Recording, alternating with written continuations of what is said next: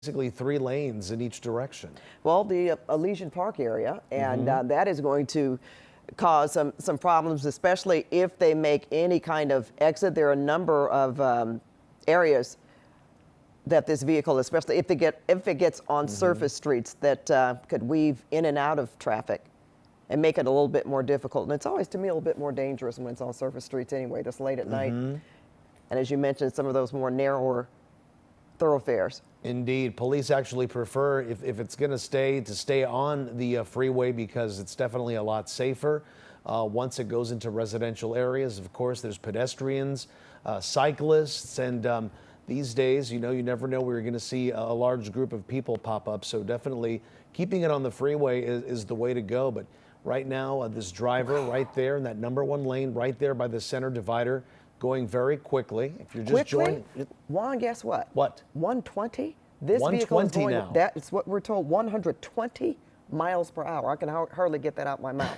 Indeed, and very difficult to try to even do 120 miles ever on our freeways. But you see there, it's happening there, and I guess at the top speeds it was 140 miles an hour. So now they're in downtown Los Angeles. That was quick, huh? Yes, you're so right about that. And is there an airship overhead?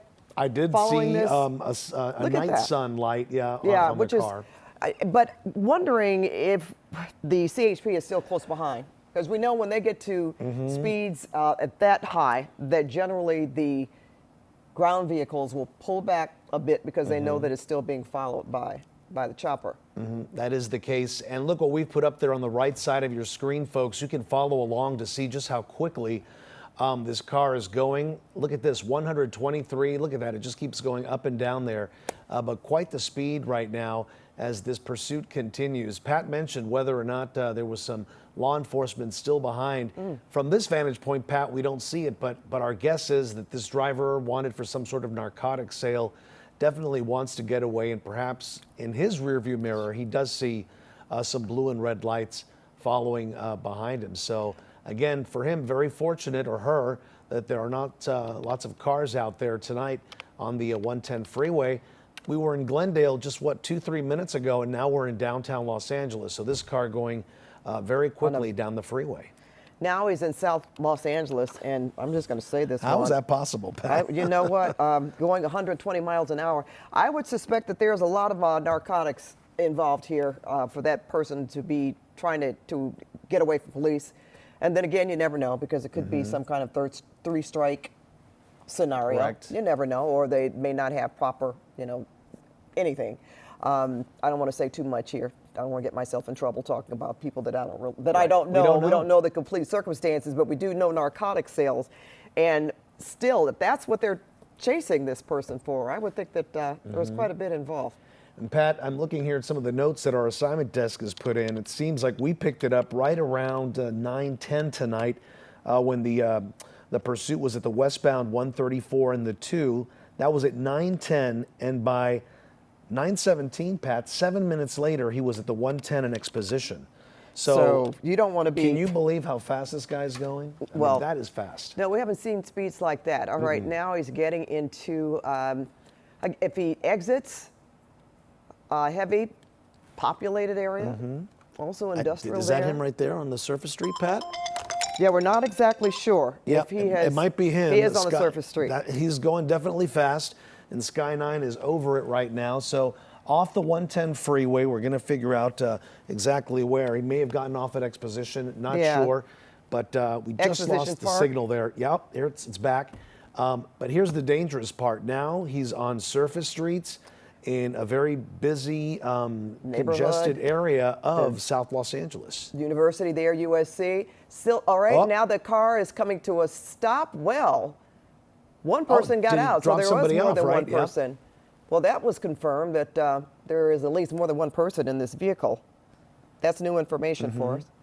From what I could see, Pat, it looked like a lady. I'm not sure, but it looked like somebody that got out wearing some shorts and a short sleeve T-shirt. So one person dropped off here, and of course the driver continues. This is a driver wanted for some sort of narcotics charge here, now making some quick turns in South Los Angeles, not knowing exactly where he's going to head to next.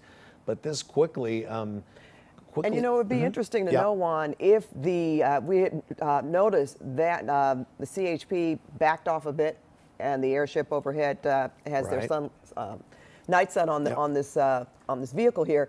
Just wonder if they were able to find that woman that he dropped off, or she dropped off. We don't really know even if that's a male or female driving this car, but the passenger.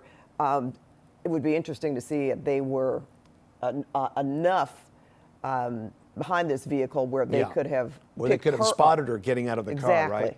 And again, we're assuming it's a woman. I think that's what at least the body shape that I thought I saw there. But here we go once again, a pursuit. That last intersection that he crossed, Pat, it looked like he made a really fast left-hand turn against the red light. He's on Gage On Avenue Gage right now. now. Okay. And as you can see, still a lot of businesses on Gage, gas stations and whatnot. Okay, now northbound Central. And now he's making Making a a turn. sharp turn, sharp left turn here. Oh, and Had look at this. Oh, that's a close quarters there. Now Tight he is in some squeeze. kind of lot. Is that a? Is that a parking lot to a community? Well, he came out of it, whatever it is, and now he's on. Well, it's not Slauson. It was on Gage just a second ago, and then he made that turn into that either It's like that an business or apartment whatnot, complex, and and- then came right out the other side. It seems like we're going to know exactly what's going to be happening over the next few minutes or so. If he drops somebody off in the area, this may be an area that he is familiar with.